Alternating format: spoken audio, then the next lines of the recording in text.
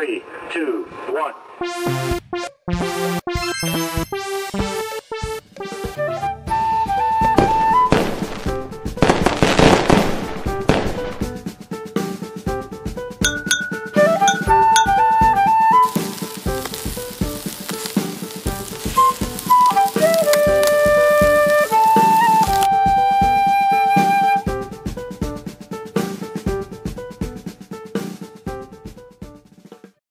Nama saya Puji Karyanto, saya dosen dramaturgi di program studi Bahasa dan Sastra Indonesia dan pengantar ilmu budaya di Fakultas Ilmu Budaya. Selamat Tahun Baru 2025. Dalam perspektif kebudayaan, itu hampir di seluruh masyarakat kebudayaan itu ada waktu-waktu yang memang disakralkan. Biasanya itu waktu-waktu yang dianggap genting, sehingga butuh ritus tertentu untuk mengakomodasi kegentingan yang ada. Termasuk tahun baru. Tahun baru itu kan pergantian tahun, artinya ada kegentingan yang memaksa secara kewaktuan bahwa hari besok itu sudah tidak sama tahunnya dengan hari ini. Jadi oleh karena itu secara kebudayaan hampir di seluruh wilayah subkultur itu memang ada peringatan terkait dengan waktu-waktu yang dianggap sakral, menghadirkan kegentingan tertentu sehingga butuh ritus-ritus tertentu. Contoh kalau di Jawa tidak usah ganti tahun, waktu maghrib, rep-rep, sendekolo itu sudah waktu sakral. Sehingga di situ ada hal-hal tertentu yang memang harus dilakukan, misalnya seperti ibu-ibu yang lagi hamil nggak boleh di luar dan sebagainya. Demikian juga dengan waktu-waktu tertentu, kita tahu di Jawa misalnya ada mitoni, ada tingkepan, ada 1 hari, 3 hari, 40 hari, 100 hari, dan sebagainya. Artinya terkait dengan perayaan Tahun Baru dalam perspektif kebudayaan adalah sesuatu yang memang wajar, fenomena yang umum dan ditemukan di hampir seluruh wilayah kultural.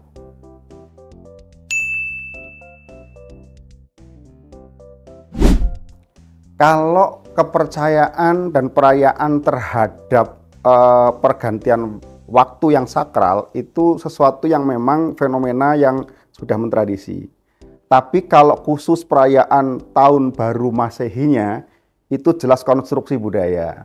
Artinya industri yang membentuk kenapa ada perayaan Tahun Baru. Ingat bahwa kalau tahun baru itu biasanya satu ada diskon. Itu kan bagian dari masyarakat industrial untuk menciptakan sebuah kondisi supaya barang dagangan mereka itu laku jual. Artinya di situ motifnya lebih ke arah ekonomi. Jadi kalau menurut saya khusus untuk peringatan dan perayaan Tahun Baru ya lebih karena persoalan konstruksi yang dibuat oleh para pelaku-pelaku industri, pelaku-pelaku bisnis, sehingga dengan adanya perayaan itu membuat dagangan mereka, produk-produk mereka itu lebih menjadi dapat terserap oleh pasar.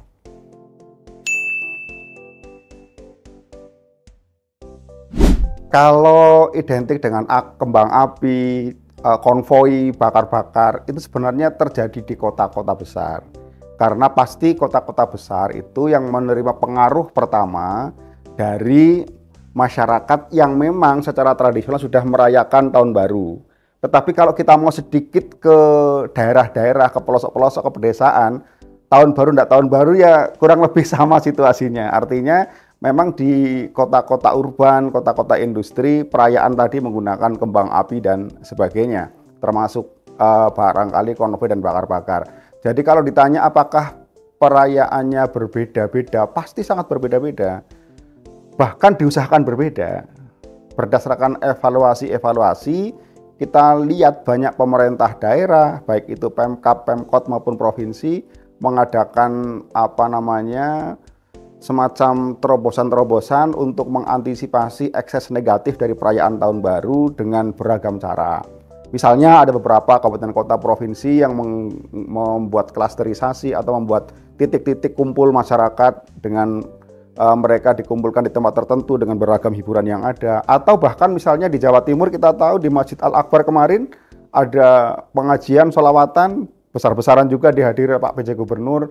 Di Banyuwangi juga Ibu Bupati terpilih, Bupati lama dan terpilih begitu Bu Ipu juga mengadakan sholawatan menghadirkan Habib Syekh.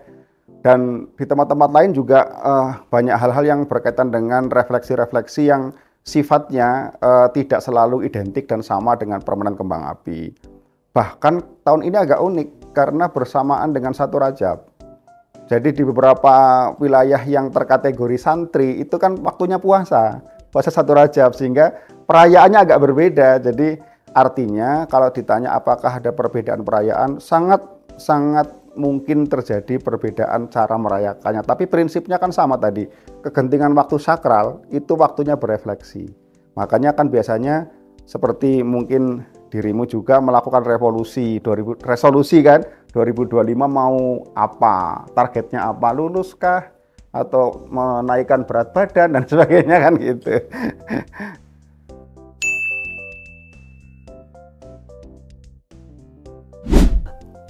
Kalau perayaan dan peringatan terhadap kegentingan waktu sakral dari dulu.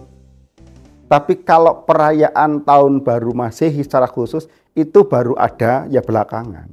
Untuk kita, untuk konteks Indonesia Raya, jangan lupa bahwa kita kan bangsa yang mimikri dalam bahasa budaya, bangsa yang suka meniru apa yang dilakukan oleh penjajah kita. Karena itu dulu kita kan dijajah oleh negara-negara Eropa itu, Belanda, Portugis dan sebagainya, Inggris sempat sebentar, yang kita jadikan sebagai patronase dan meniru budaya mereka itu kan menjadi salah satu hal yang kita lakukan supaya kita tidak merasa inferior dan dianggap budaya kita itu lebih rendah, antah barantah dari kebudayaan mereka. Artinya kalau refleksi pergantian waktu sakral itu lama, tapi kalau khusus tahun baru, saya pikir itu tidak merupakan sesuatu yang merupakan bagian dari tradisi. Artinya ketika situasi tidak kondusif, katakanlah hujan misalnya, katakanlah ada sesuatu yang tidak, dulu kan pernah pas menjelang tahun baru ada tsunami Aceh misalnya, artinya tidak dirayakan pun orang tidak merasa ada sesuatu yang salah. Kan agak beda dengan ritus-ritus yang tradisi tadi. Apapun keadaannya kan tetap harus diadakan kalau yang ritus tradisi. Sementara kalau ritus yang anak kandung budaya modern seperti perayaan tahun baru, itu tidak seperti itu kondisinya.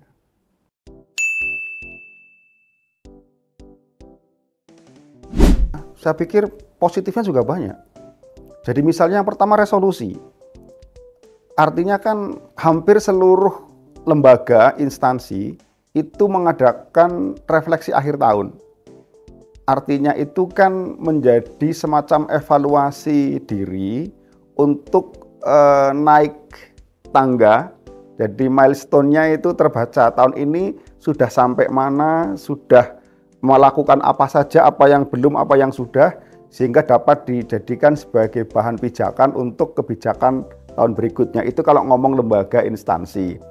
Kalau ngomong perorangan juga begitu. Ketika kita melakukan refleksi, melakukan resolusi, itu kan sebenarnya dampaknya sangat positif. Itu terkait dengan hal-hal yang berhubungan dengan personal dan perencanaan. Belum lagi terkait dengan persoalan sektor real yang bergerak.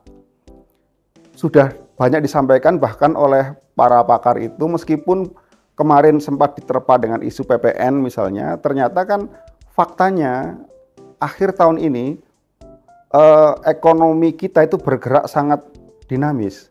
Tingkat kunjungan wisatawan di berbagai tempat, kemacetan di mana-mana, mal-mal yang penuh, bahkan tarif harga hotel, baik yang nginap maupun yang sekedar untuk party, itu luar biasa mahal dan tetap terbeli dan habis. Hotel-hotel bintang 3 itu sekali makan 450-an. Itu jam 6 sampai jam 00 saja, tanpa nginep. Itu rata-rata di-booking oleh masyarakat kita, dan kita tidak mudah mendapatkannya. Kalau sempat jalan-jalan, kafe-kafe kecil, kafe-kafe besar semuanya penuh dengan massa. Artinya apa? Positif, kan ngomong positif tadi, positifnya juga sangat banyak. Sektor real bergerak, ekonomi kita bergerak, entah itu duit utang atau duit tabungan, tidak tahu, yang jelas itu bergerak. Negatifnya tentu ada, walaupun selalu diantisipasi. Misalnya kan kita tahu banyak yang menerjemahkan inilah saatnya mengekspresikan perayaan kebebasan. Teman-teman muda banyak yang mengganti knalpot biasa dengan knalpot brong, kan begitu. Kemarin sempat diantisipasi, misalnya kalau di Surabaya itu Jalan Manyar itu sempat dipikirkan mau disekat dan mau ditutup karena khawatir untuk trek-trekan segala macam. Ada yang mengasosiasikan bahwa pergantian tahun itu sebagai perayaan yang membebaskan ekspresi mereka. Ini dampak negatifnya, termasuk yaitu tadi kadang-kadang orang lupa bahwa masih ada kebutuhan yang lebih penting dan lebih urgen untuk dibeli dibandingkan untuk perayaan. Kadang-kadang orang lupa, artinya tetap ada dampak positif dan negatifnya. Pergantian tahun penting untuk direfleksikan dan dirayakan. Selama itu untuk kepentingan perbaikan kita ke depan, sebagai semacam evaluasi. Menjadi sesuatu yang sia-sia kalau perayaan itu sekedar kita isi dengan hal-hal yang sifatnya hura-hura dan hedonis. Karena itu